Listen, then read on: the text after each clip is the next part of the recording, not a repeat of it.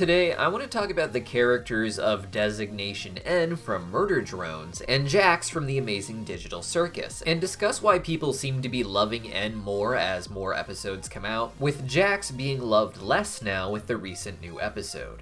Of course, these are two different characters from two different shows created by two different people, but both are produced under Glitch Productions, and of course, both characters share the voice of Michael Kovach, which is really what this video is going to be about today, I think.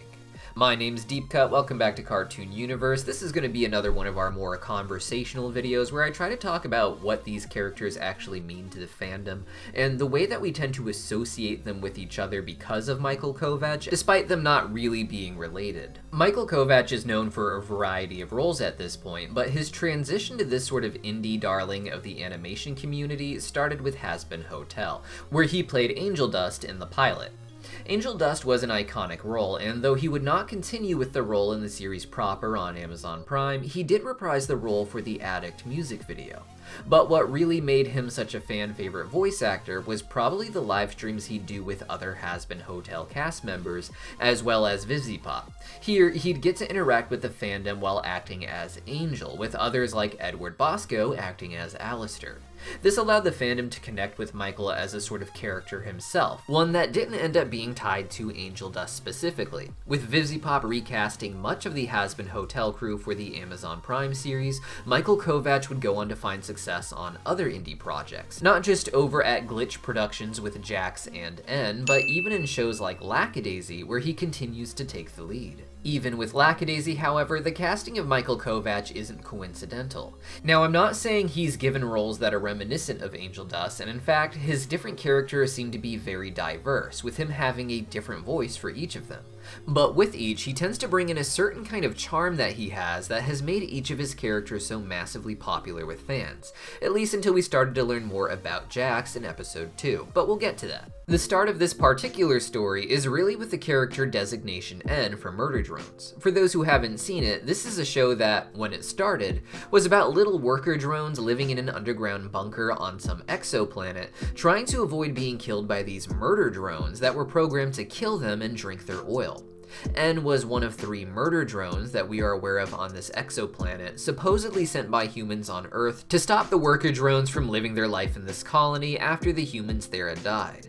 The other 2 murder drones, known as J and V, were a lot more sadistic and seemed overtly evil, but N seemed to be immediately conflicted with his role. N was a robot, so he was programmed to kill, but he also had a baseline personality from his programming before that was rather sweet and actually very kind. This wasn't him being friendly to someone he thought was an ally, like when he mistook Uzi for a fellow murder drone, but at the end of the episode, he even stopped himself from killing Uzi because he felt bad for her.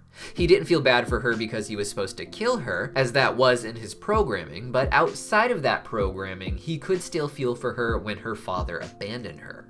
Even without this particular moment, however, fans loved N because he was ultimately an innocent little cinnamon roll. Yes, he could kill you, but he was a sweet thing that got his baseline personality before he was forced to become a killer, and what made him a nice person never went away.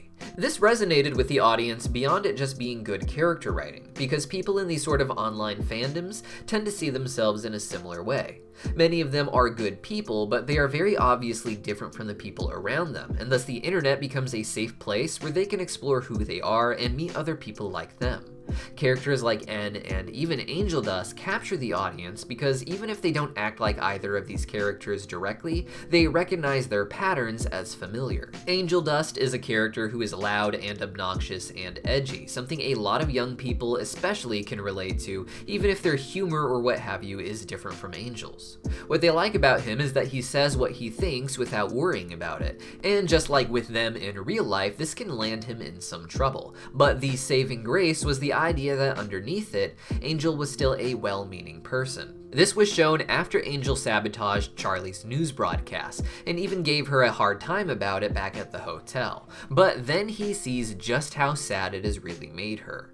Here, he becomes sad, and he isn't really sure what to do, but he knows he's messed up and he wants to make her feel better. This moment of self-reflection is what wins a lot of fans of Michael Kovach's characters over, as he effortlessly reflects the audience in these characters with the way he approaches their unhinged humor, but they also get to see the pain this character goes through seeing someone else suffer.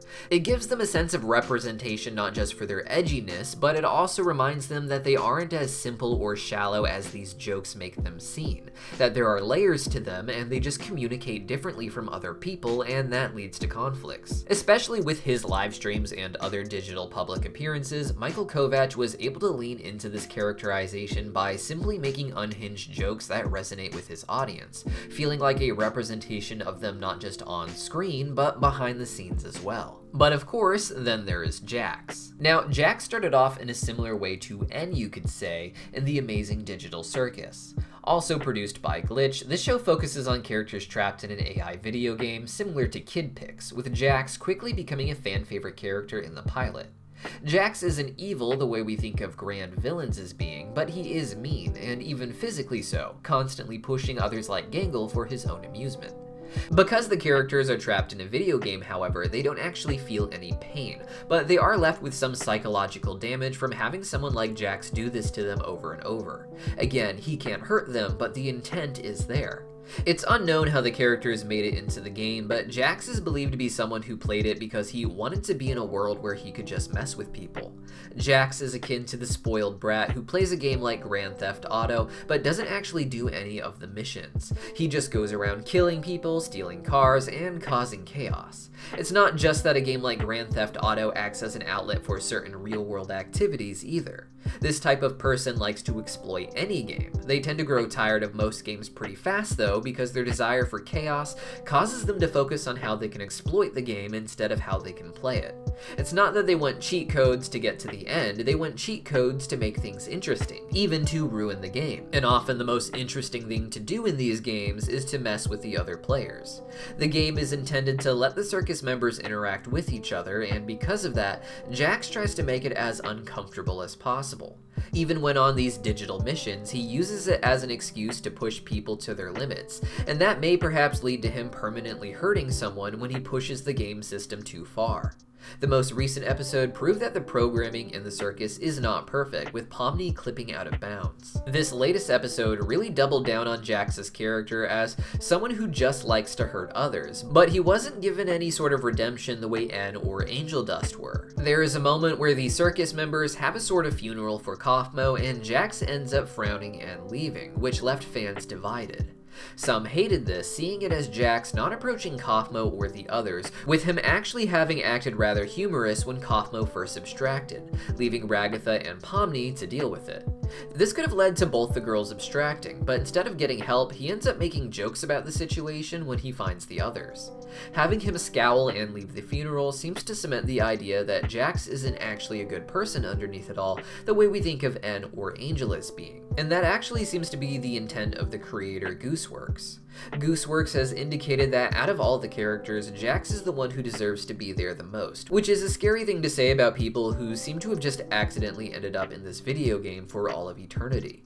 Jax seems to be a real bully who likely would push people like Gangle around in real life if he could get away with it. This video game allows an outlet for him to be the worst version of himself, and after so long in the game, that is essentially all that remains. He has nothing to live for now except for trying to keep himself entertained, and the only interesting thing in this world is how to exploit the code, something that always has disastrous effects. When it comes to a Michael Kovach character, I think we're expecting something closer to N, and that Jax would be revealed to be especially sweet underneath all of his meanness. N is a killer, but that's not something he wants to do, he just happens to be programmed that way and is ultimately a good person.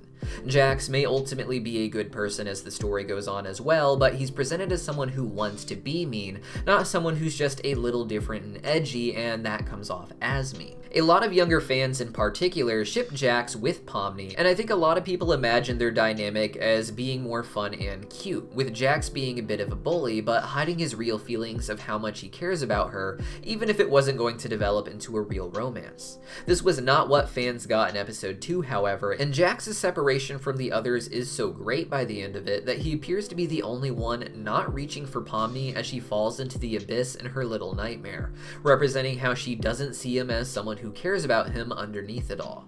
Now for me, I think it's Jax being this kind of character that will actually be more fun in the end, and I think future episodes will show more and more layers to just how unhinged he is. But so far, it's led to this idea that Jax is becoming less loved in the fandom over time, seemingly because Jax is not a representation of the audience the way that people expect from other Michael Kovach characters. By the end though, I think these same fans will be won back over. Whatever Jax has been through is probably going to be addressed in the show, and when we get there, I don't think people will see him as a misunderstood cinnamon roll like N, but perhaps they will see him as just a really beautiful entry in Michael Kovach's catalog of characters that he's voiced. Perhaps one that gets him to break out of this idea that he always has to be relatable to the audience, with Jax being a way for fans to get used to the idea of him playing characters that are a bit more different and in many ways more complex. But what do you guys think? Are fans expecting this sort of typecasting from Michael Kovach? Let me know your opinions in the comments down below, and I'll see you next time.